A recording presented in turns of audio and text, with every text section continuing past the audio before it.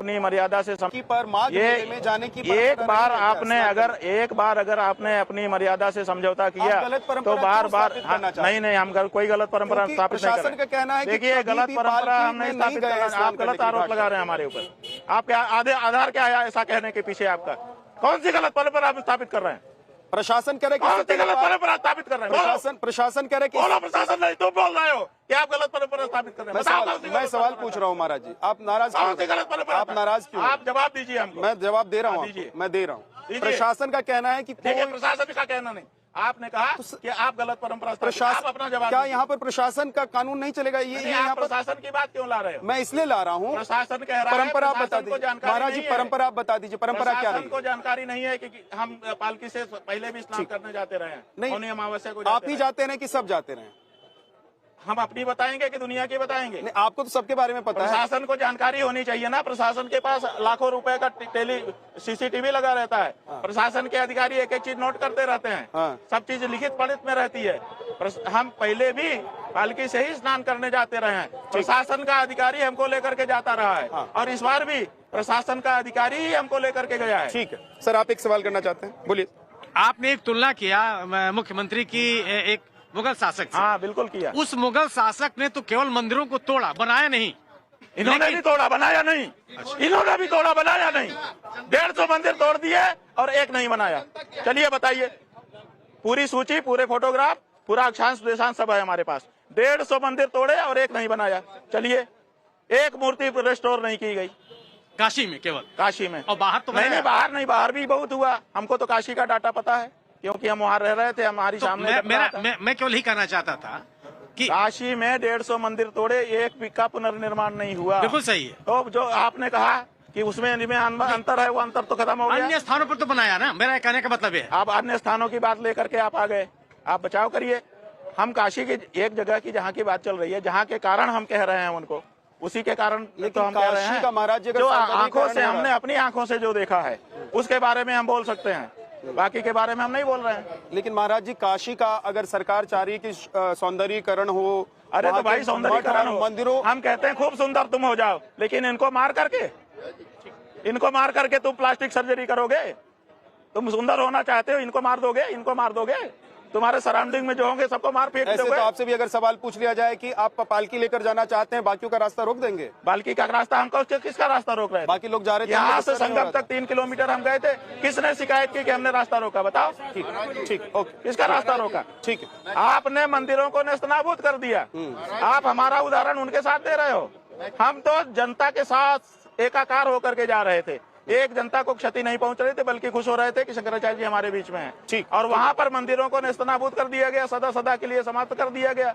उसको आप इससे जोड़ रहे हो? ठीक है, आक्रोश में आ रहे हो। अगला सवाल महाराज जी सिर्फ आपसे यही है कि जो कुछ ये सब हो रहा है, जो कुछ जितना सब आगे होगा, उसमें कुल सनातन धर्म की जो हानि हो रही है महाराज जी, उसकी भरपाई कैसे होगी? धर्म की कोई हानि नहीं हो रही है।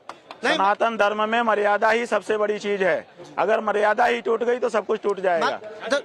जो बांध है वो बांध टूट गया तो कोई पानी नहीं रुकेगा। इसलिए बांध को सुरक्षित रखना बहुत जरूरी होता है। और सनातन धर्म में मर्यादा ही बांध है और बाकी सारा धर्म पानी है। महाराज जी, ये बांध नहीं टूटना चाहिए, मर्यादा नहीं टूटनी चाहिए। महाराज जी, मेरे पास एक पत्र है, ये 2020 का पत्र है और मैं चाहता हूं कि इस पत्र को, आप, मुझे लगता है कि इस पत्र को जानते होंगे, आपने शायद इस पत्र को देखा होगा। पहले मैं चाहता हूं कि आप वेरीफाई करें कि क्या ये जो प्रेस नोट है ये स्वामी स्वरूपानंद सरस्वती जी के यहाँ का ही प्रेस नोट है? हाँ जी, बिल्कुल वहीं का। इस प्रेस नोट में एक बात बहुत क्लियरली नीचे लिखी हुई है, एक लाइन में, मैं आखिरी लाइन पढ़ रहा हूं।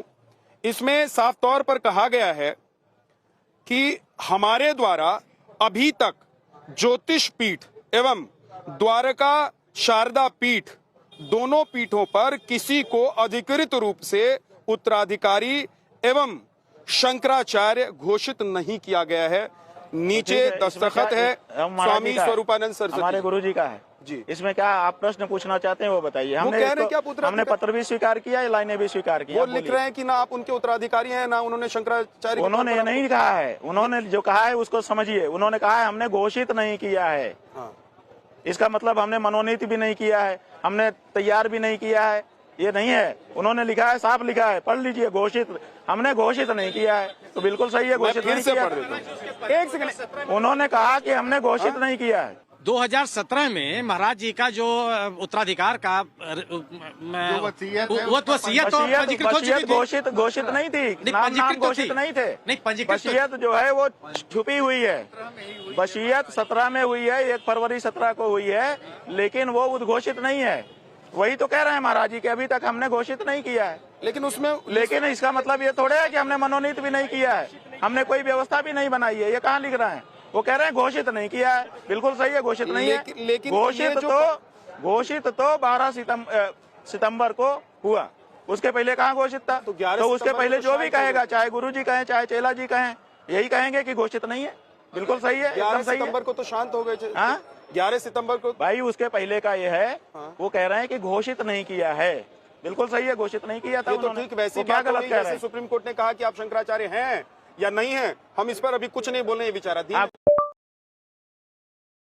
कुछ नहीं बोल रहे, इसका मतलब खंडन तो नहीं है ना। लेकिन इसका मतलब ये भी तो नहीं है कि आपके गुरुजी ने कहा कि नहीं ये हमारे उत्तराधिकारी होंगे या हमारे नहीं जाने के बाद नहीं, इनको हमारे शंकराचार्य नाम लेकर के पूछा गया है गुरुजी से। ये आपके ही संदर्भ में पता है। नहीं, आप बोलेंगे ठीक। तो मैं बड़े स्क्रीन पर इसको नहीं दिखा नहीं, दूंगा। सवाल ये है, आप खूब बड़े स्क्रीन पर दिखाइए, छपवा के लगवा दीजिए, लेकिन उसमें लिखा है कि हमने अभी तक घोषणा नहीं की है। हम उसको स्वीकार कर रहे हैं क्योंकि घोषणा नहीं की थी उन्होंने। मेरा एक सवाल और है कि क्या कोई व्यक्ति जो कभी राजनीतिक जीवन से जुड़ा रहा हो वो सनातनियों के इस शीर्ष पद पर विराजमान हो सकता है क्या? ऐसा है कि राजनीति के पद पर जो रहते हैं वो संन्यास नहीं ले सकते, ऐसी तो बात नहीं है। कोई हमारे यहाँ वृतकाध्यापन के लिए निषेध है कि पैसा लेकर के अगर किसी ने पढ़ाया है तो वो सन्यासी नहीं हो सकता।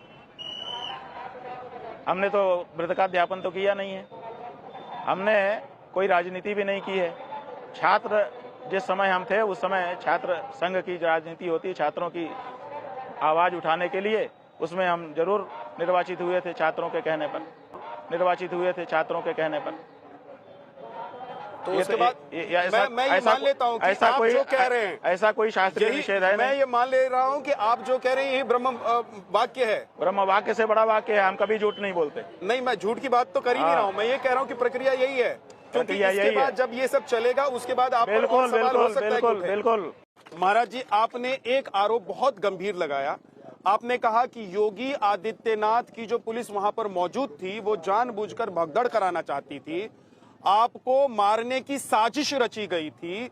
योगी आदित्यनाथ को आपसे क्या दिक्कत है? आपको मारने की साजिश आखिर क्यों रची जाएगी? इसका क्या जवाब है? देखिए, हमने ये क्यों कहा, इसलिए कहा कि हमने वहां पर कुछ अनुभव किया।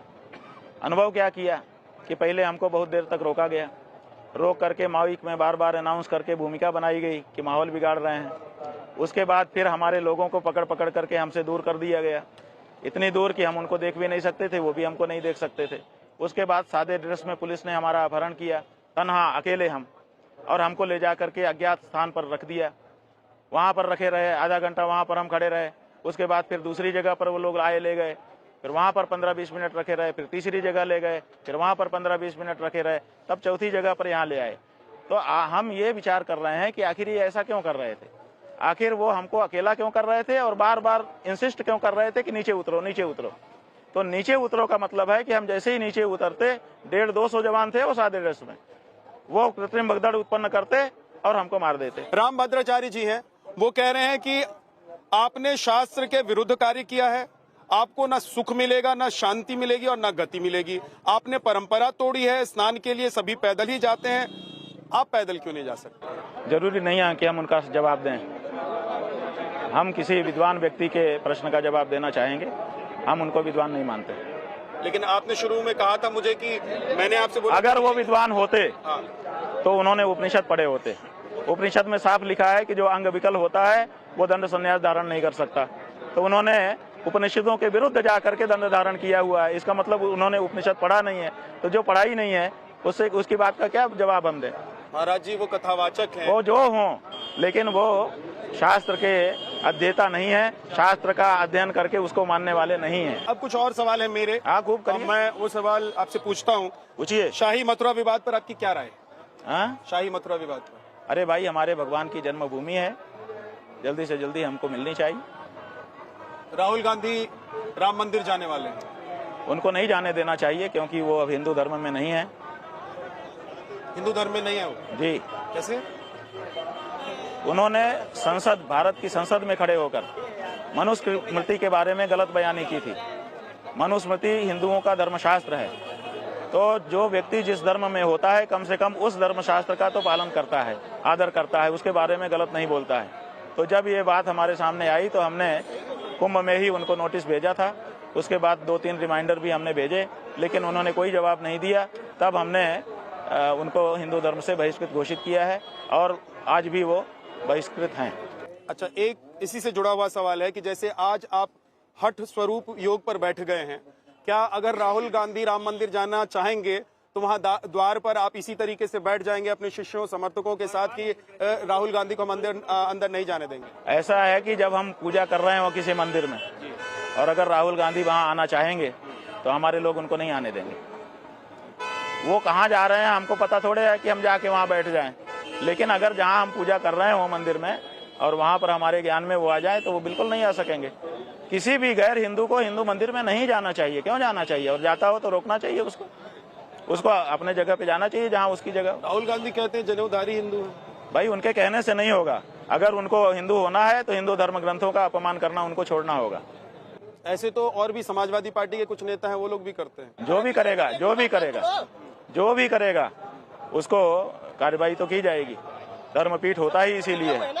आजकल असदुद्दीन ओवैसी जो हैं, एक मुस्लिम वोट बैंक को लेकर उनकी खूब चर्चा हो रही है कि अब आने वाले वक्त में मुस्लिम वोट बैंक का एक ही सरदार है और वो है असदुद्दीन ओवैसी जी। उनको लेकर आपकी क्या राय है?